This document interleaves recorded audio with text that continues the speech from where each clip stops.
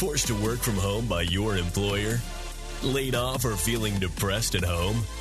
Do you want to make money working from anywhere? We'll show you how to do it from your couch.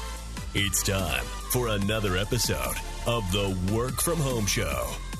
Coming to you from their homes in Austin, Texas and Tampa, Florida, here are your hosts, Adam and Naresh. Hey everybody, welcome back to another episode of the Work From Home Show. This is our first episode of the year, Season 2, 2021.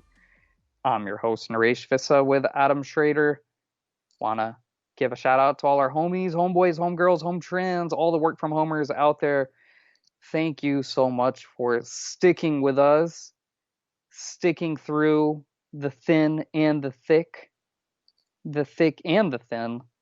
And once again, joining my buddy Adam and me. Adam, how you doing? I'm doing great. Thick and thin. Thick and thin, thin and thick. Absolutely. It's going to be, I think it's going to be a thick year. I feel the thickness, at least hopefully for my wallet. It'll be nice and thick and not thin. I'm hoping for good things.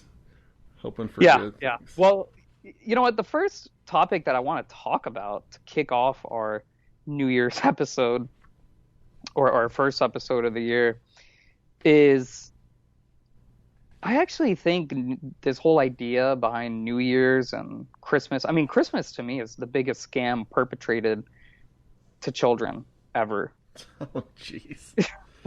Starting off the new year on an interesting note. Yeah, it's, I mean, well, it is. That's what it is. You're lying. I was just thinking about, my son's going to get older, and as he gets older, I was just thinking about all the lies I could tell him about Santa and his presents, and I was just like, man, what a scammy holiday. That's what people think Christmas is. That's what they think. It's not about Jesus Christ. It's not about, may not even be about this in 2020. It wasn't about family. It was still about presents and gifts. You got to remember, man, people are listening to this with their kids. Tread carefully. We've got a lot of kids listening to our show, as we saw going from 18 to 13,000 listeners. Procreation. Sorry, kids. We teach a lot on the Work From Home Show, and you heard it here first, not from mom or dad. But anyway, New Year's. Here's a problem I have with New Year's, and this ties into mindset. A lot of people, they say, oh yeah, I'm going to wait until the new year to do X, Y. I'm going to wait until New Year to start my podcast or to write that book or start the business. And I just hate that mentality. It's a terrible mentality, because to me and to you guys, the listeners, every day should be a new year. It's 1 year since a year ago today. Yeah. That's a good way to put it. 1 year since a year ago today. Every day is a new year. You wake up in the morning or afternoon, depending on when you sleep or how long you sleep. You wake up, it's a new year. It's a new day. It's a new year. So all this BS about my New Year's resolution is to do this and my New Year's resolution is to do that. I remember as a kid, we used to go to New Year's parties and everybody would talk about their New Year's resolution. Same thing over and over again. I want to lose 10 pounds. I want to eat more healthy. And then my best friend's dad would come to him every year and he would say, oh, I don't really believe in all these New Year's resolutions. They don't really make sense to me. Every day is a new year. And it would get awkward. Like everyone would just look at him kind of weirdly. And I didn't really understand what was going on because I was just a kid. But I was just like, oh, that's really awkward. Why did he say that? Like everyone's really awkward now. And now I think I'm that awkward man who's just like, New Year's resolutions are stupid. They're dumb. Every day is a new year. Like I said earlier, don't wait until 2022. You want to do something in January of this year, don't wait and say, oh yeah, I'll wait 11 months and then get started. No, today. Today is the day. Today is that day. Yeah, well, it's a nice dividing line in some cases. Well, and it's not just New Year's and Christmas to me. It's also pretty much a lot of these celebratory holidays. We have Valentine's Day. I mean, what kind of scam is that? It's one day a year that you show your love to your significant other. Mother's Day, people are giving our Congress a lot of crap about. I don't know if you saw these new rules that the Congress is trying to implement into their sessions, Adam. No, I haven't. Oh, you didn't see it? This is big. It's making its waves around social media. I saw the amen and a women thing. That was stupid. Well, exactly. So that's based on Pelosi. She wanted to implement some new rules banning the words father, mother, dad, mom, boy, girl, woman, man, husband, wife, pretty much any. What do they call these? They call them binomial. Is that what they call binomial terms? Anything gender specific, basically. Right. So this was actually in when they went for their first session. This was in I don't know what you call it, the handout that they gave to all the people in attendance, the flyer or whatever.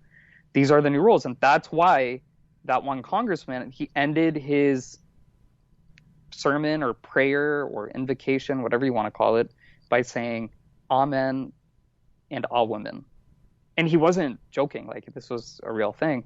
And I'm part of that right-wing camp of like, what the heck is going on here? But at the same time, I was like, well, Mother's Day, Father's Day, like, what is that? Every day is Father's Day. Every day is Mother's Day. Like, yeah, let's get rid of those days. It's just a big marketing ploy for people to go out, buy flowers and chocolates and ties and colognes and help the retail industry. That's how I feel about it.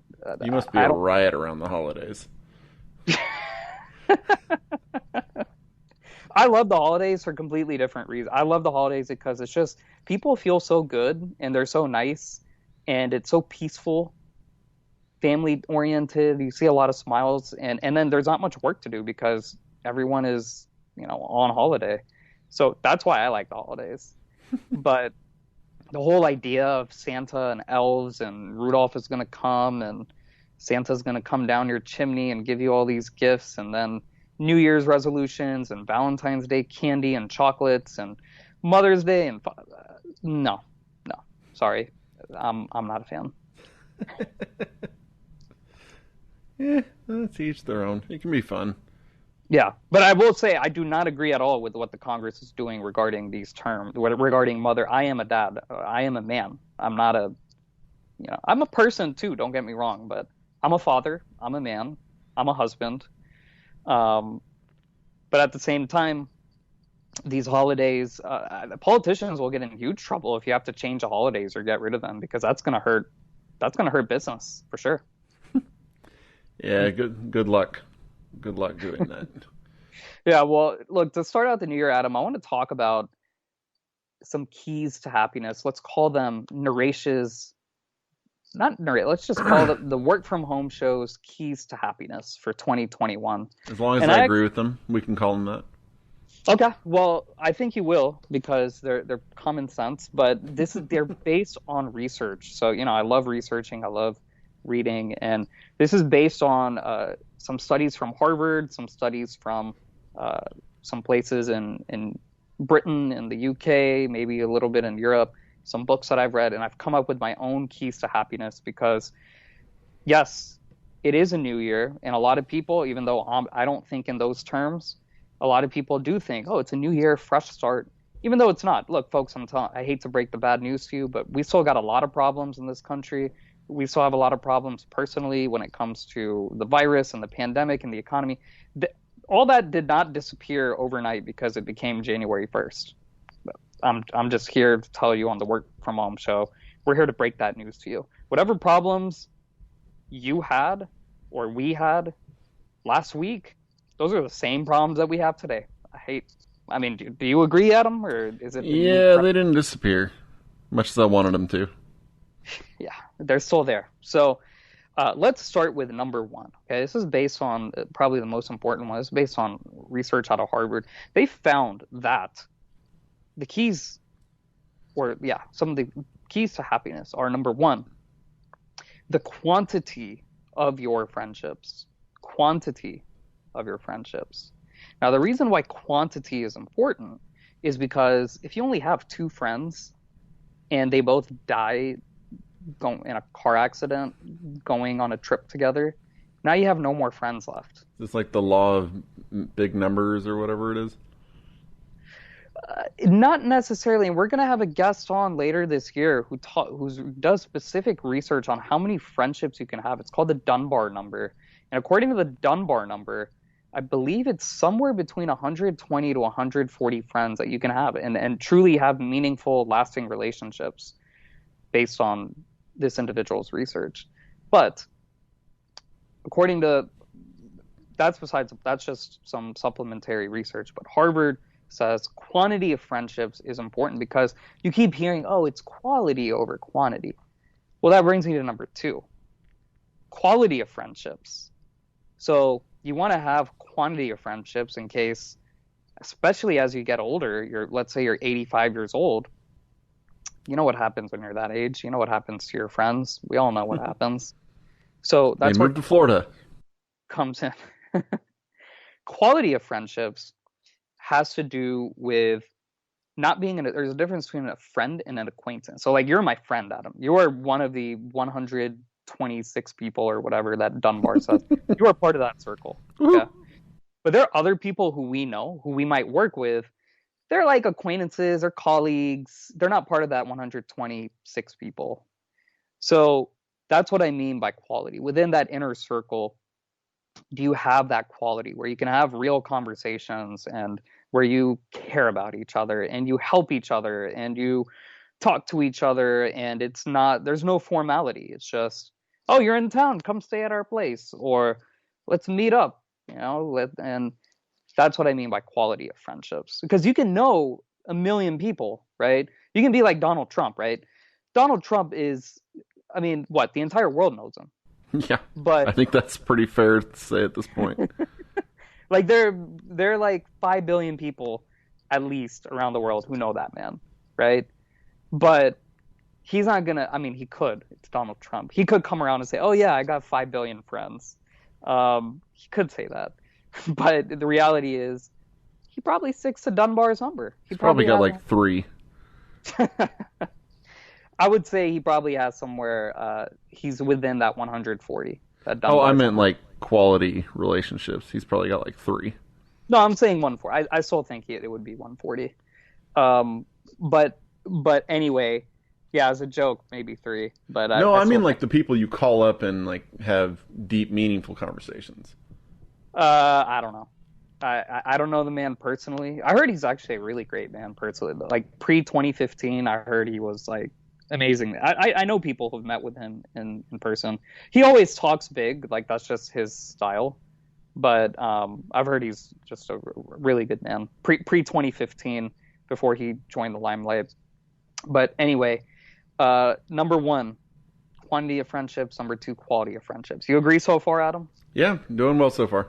Good, very good. And we've had episodes in the past all about how you can. We did an entire, I think, 2 episodes with that woman.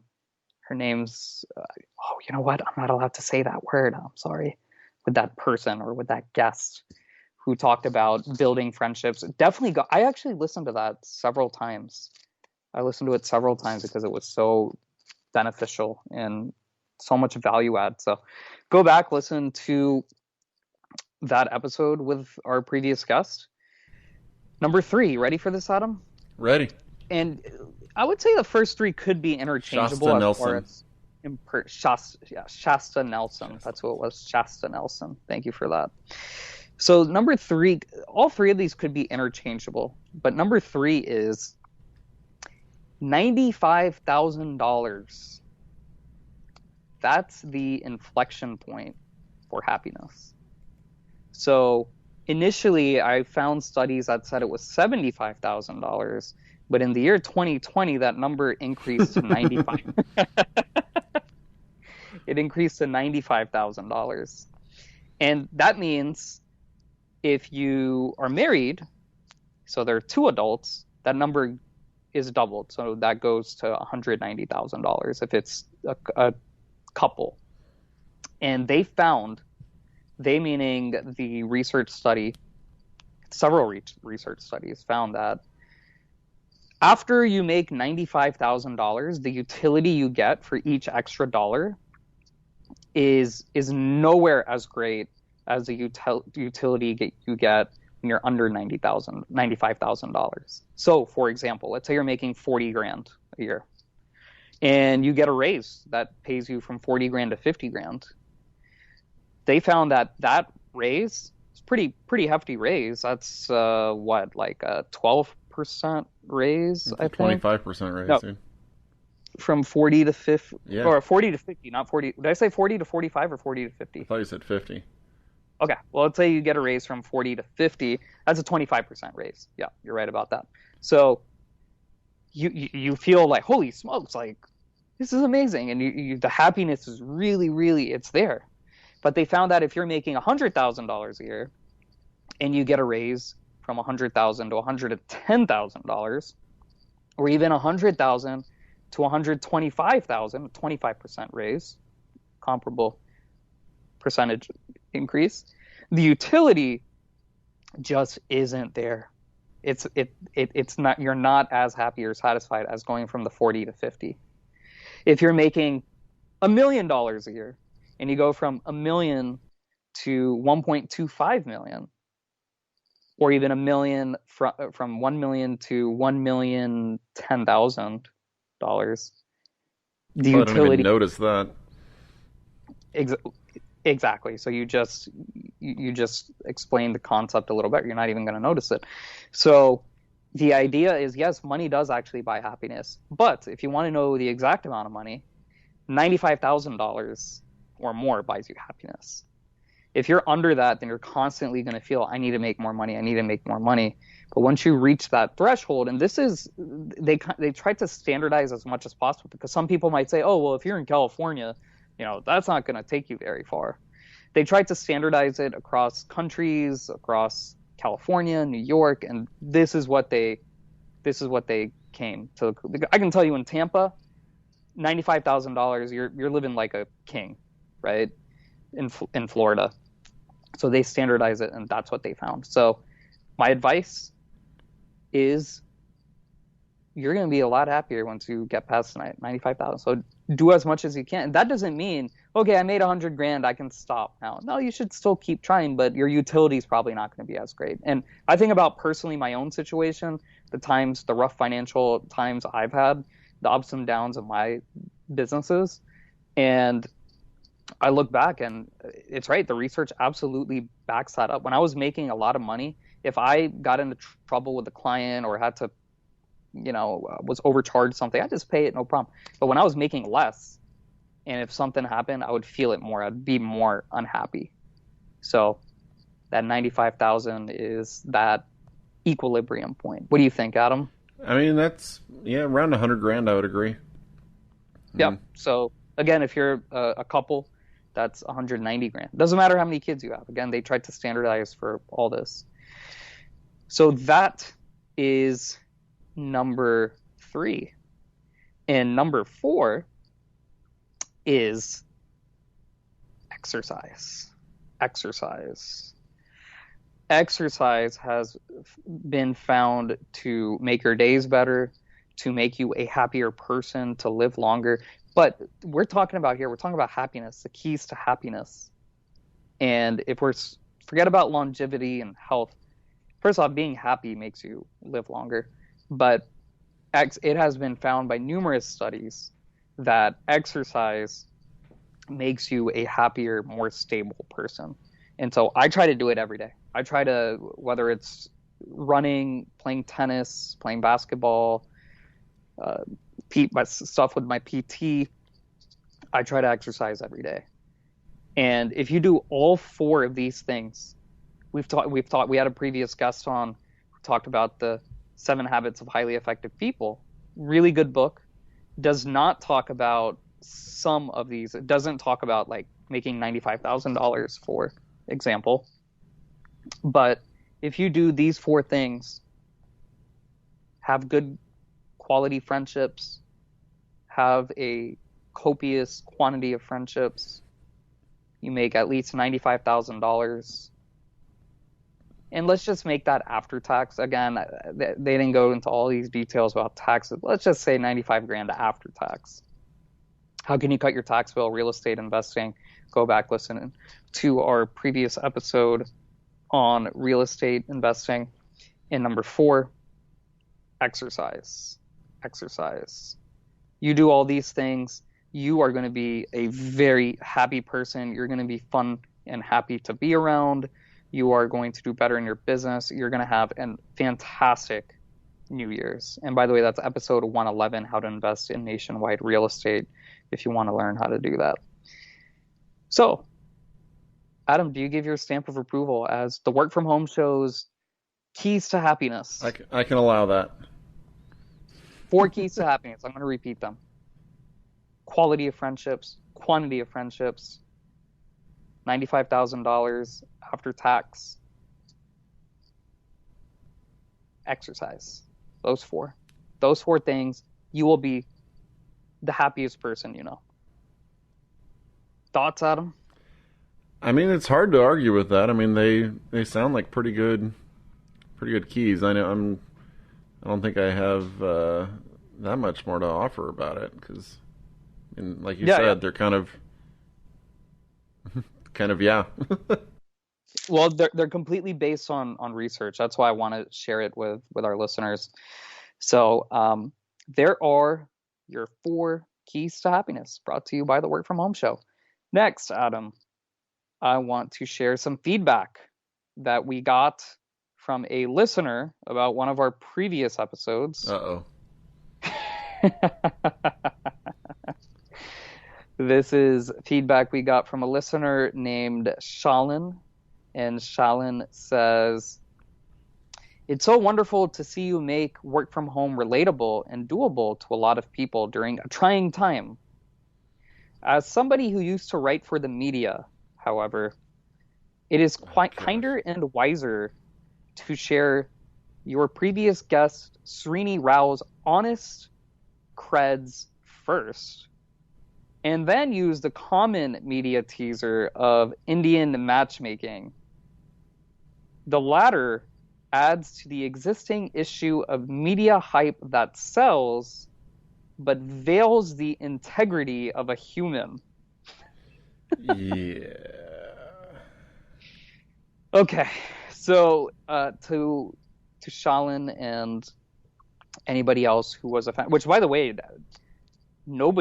she's the first one who wrote in sharing her thoughts, and we welcome all feedback. Please, hello@workfromhomeshow.com, hello@workfromhomeshow.com. We will read it on air. We love that. I already said I love the hate.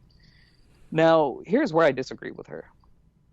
Srini Rao, yes, he does have his own company. Yes, he has his own podcast.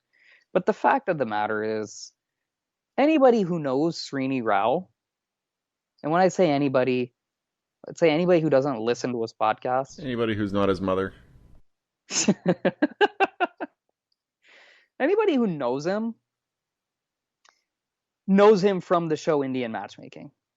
If I were to walk around and tell somebody, or an Indian, because look, mostly Indians watched Indian Matchmaking, but I go around and I say, "Have you heard the Unmistakable Creative podcast?" They'll look at me and be like, "What are you talking about? Do you know who the CEO of Unmistakable Creative is? What is that?" But if I say, "Hey, you remember the guy on Indian Matchmaking who was called a loser and was rejected by Aparna?" "Oh yeah, I remember that guy. Yeah, they went to the axe throwing. Yeah, of course." I'm sorry, but that's how he's known. Yeah. And he knows it. I mean, he knows it. He absolutely he knows he doesn't want to be known for that. I mean, he admits it. I mean, he talks about why he went on the show. I mean, it wasn't the whole thing, but he knew it would be good for his career. Yeah. I mean, he's not an idiot. He's not. He's not by any means. So he's not a loser. He knew what he was doing. Absolutely. He's not a loser for sure. Listen to that episode.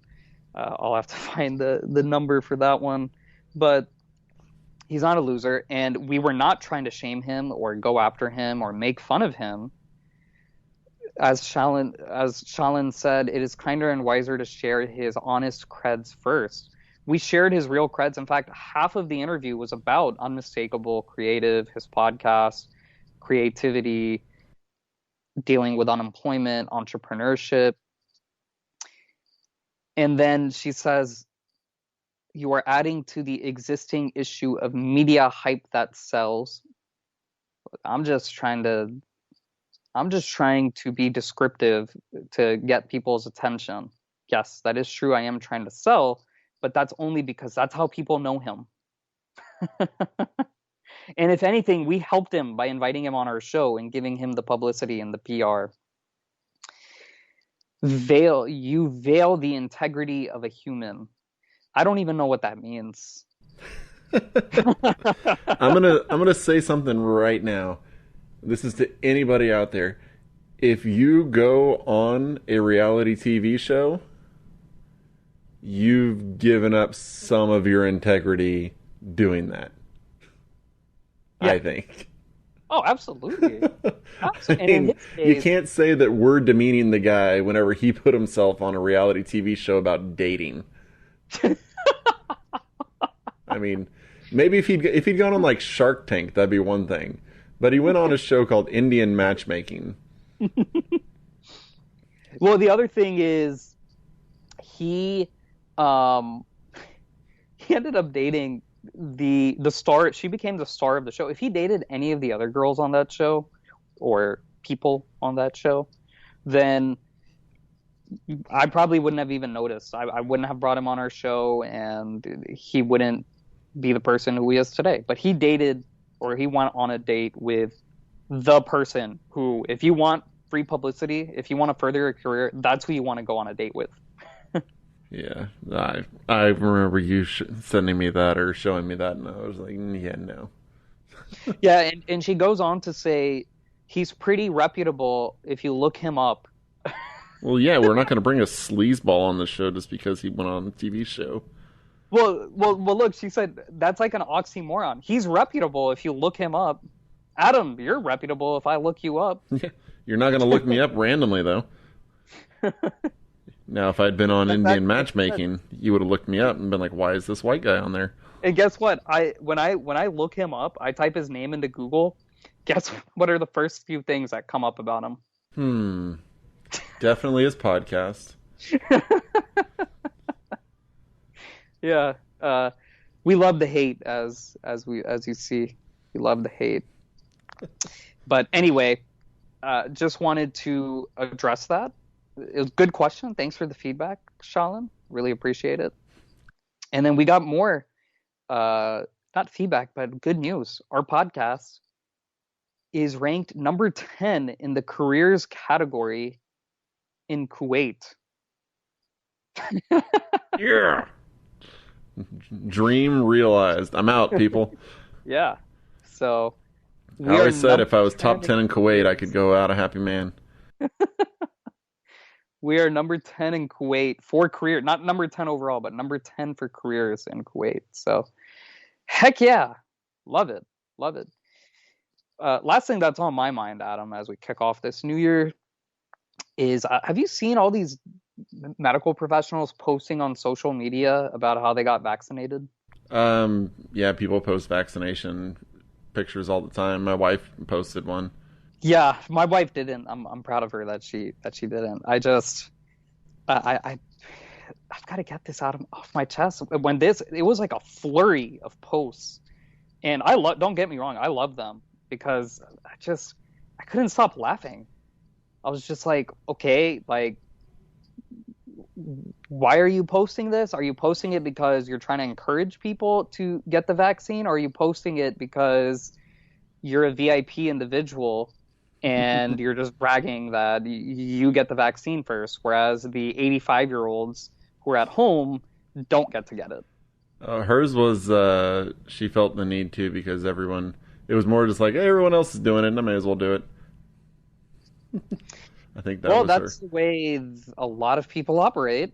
That's certainly the way. I'll tell you, I'm last. I'm like the last person that's going to get this vaccine. Not by choice. It's because I am a millennial who is healthy. So, and I'm not an essential worker. So, I'm last. And I think by the time it's my turn in like July or August, um, I think we will have reached herd immunity by then. And even if we haven't reached herd immunity by then, we're going to be very close to it because so many people will have been vaccinated. And that's why my doctor, Stephen Hotze, does not recommend that somebody. In fact, I have another doctor as well who's a cardiologist, and neither of them recommended that I get the vaccine when the time comes. And they said, look, there's probably going to be COVID-21 by the time you're going to be getting your vaccine. So if you want to get the COVID-20 vaccine or the COVID-21, this is the COVID-19 vaccine. If you want to get those vaccines, then by all means, check up, when the time comes. But I personally am opting out of it unless I have to. There could be situations where if you want to travel to Mexico, I bought a vacation package for my wife and me. And if you want to travel overseas or if you want to visit certain venues, you might have to actually have the vaccination card. If that's the case, yeah, I'll get vaccinated because I have to. But as of right now, I'm not planning to get vaccinated. And so regarding the healthcare professionals, I actually had one of my buddies who's in the industry, and he said that he's giving up his spot because he thinks that the 85-year-old needs it more than he does. And he doesn't come into contact with there's some medical specialties like pathologists, radiologists who don't come into contact with patients much at all. Yeah, seeing those was annoying. And like seeing healthcare providers that I know have no patient interaction, with their pictures of them getting the vaccine, I was like, why? Pictures, video. I mean, some of them, I love them because some of these guys, and look, I'm a married man with a wife, right? Which I am gonna say, screw all that congressional talk. But there were some of these guys. Some of these guys like took off their shirts and they had 6-pack abs or flexing their muscles, and they took pictures saying, "I got vaccinated." I like those guys. I'm actually a fan of those pictures. It's too bad you can't do that as a woman healthcare provider. There was actually a big study, I don't know what kind of studies the medical community puts out, but they came out with this study that found that a lot of these female healthcare providers were posting pictures of themselves in bikinis on social media, and that this hurts the medical profession. What? Just like, who the heck funds this research, right? But we didn't see any of that during the vaccinations. I think one of the funniest things to me about it is when my wife got the vaccine, they gave her a face mask that says vaccinated. But anybody could wear it. Like, I could wear that around. Like, it's just a face mask. Yeah. Well, it's one of those. I was thinking two things. Number one, because you saw this during the election season, people wearing huge Biden masks, right? It's like this mask that took up your entire face and it said Biden Harris on it because they needed to fit the entire thing. And I have a friend who, proud, huge mask. He could barely even see because it would cover up his whole face. And so I thought maybe the whole vaccinated thing, it's another, oh yeah, look at this, I got vaccinated. Take up the entire face, like I'm VIP special. And there were people commenting. I got a lot of friends in the healthcare field. The people commenting are like, "You're such a good person. Thank you so much for what you do." And I'm like, "What? What did they do? They got vaccinated, and now that's something to get rewarded for." My buddy who's a surgeon, he said, "Oh, when is your son's next appointment?" I said, "It's in a couple of weeks." He said, "You should take a picture of him getting his shots and post it on social media and do that every time you go in to the doctor. Every time you go in, do it." And I was like, I don't think people want to see a crying baby. But anyway, or now a crying infant, close, not close to toddler, but anyway, that's how I feel about this. I didn't see people in nursing homes. They were part of round one. I didn't see any of them post anything, maybe because they don't do social media. And also, if you're in a nursing home, you may not even be physically healthy enough to post. There's a difference between a that's what a lot of people learned in 2020. There's a difference between a retirement home and a nursing home. Nursing homes are some of the most depressing places you can go in the world. I don't know if you've gone, Adam. I think you said you have a family member who's been in nursing homes. Yeah. So yeah, you're not going to see much social media activity. 90-year-old men taking off their shirts, flexing their arms, showing off their tattoos, getting the vaccine. But look, folks, it is what it is. All right, you get your vaccine and you move on with life. You're not a special person for getting the vaccine. You're not special because you got the vaccine 10 months earlier than I did. I said, I'm not even getting the vaccine, so you're not impressing me. You probably are impressing those people who are writing on your Facebook and Instagram comments. You're such a good person. Thank you. You really are a bundle of joy around the new year, aren't you? I'm just keeping it real. We keep it real here at the Work From Home Show. And look, I'm not the only one saying this. Like, so many people who I've come in contact with, not in person, but digitally or on the phone, have said the same thing. Like, I don't understand what this whole hashtag stick it to COVID and, taking videos and all that of this vaccine. Like, I just don't get it. And I'm of that camp. I don't know anything about hashtags. Oh, you don't? I saw hashtag stick it to COVID was a popular one.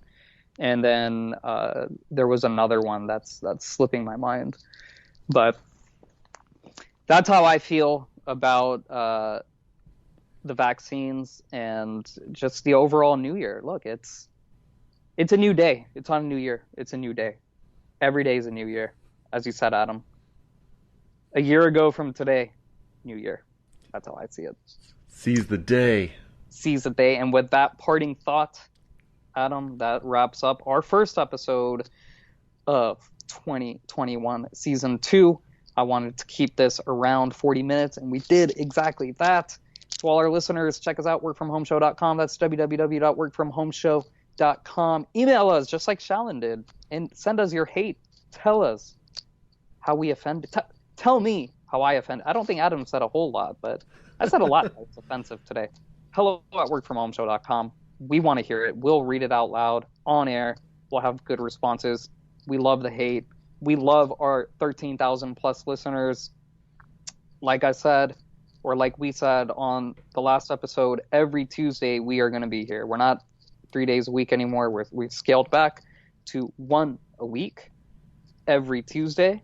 We have renewed the show for a season 3 as well for 2022. So we're already working on this season and next season. Looking forward to that. It's been great.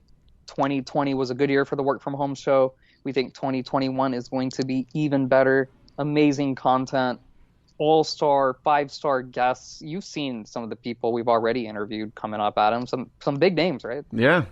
We're interviewing another big name on Friday. I'm excited about that. Yeah. We just we're only getting big names now. I've scaled back on not just our publishing, but also I've scaled back on initially when you start a show, you'll take it's like anything in life, right? You just get started. You're desperate for business. You're desperate for anything. That's how things kind of were at the beginning of the Work From Home Show. But now we have the A-level guests coming to us saying, hey, I want to come on the Work From Home Show. I heard you guys are awesome. I've heard you guys are amazing interviewers. I want to be a guest. You guys are fun. So that's great. And I hope I was fun on this episode too. I just keep it real, So I'm just the color commentator. Yeah. With that being said, all our homies, homeboys, homegirls, home trans, all the Work From Homers out there, we wish you all the best during this new year, 2021. It's a new day tomorrow. Seize the day, seize the opportunity. And until next week, keep on working from home.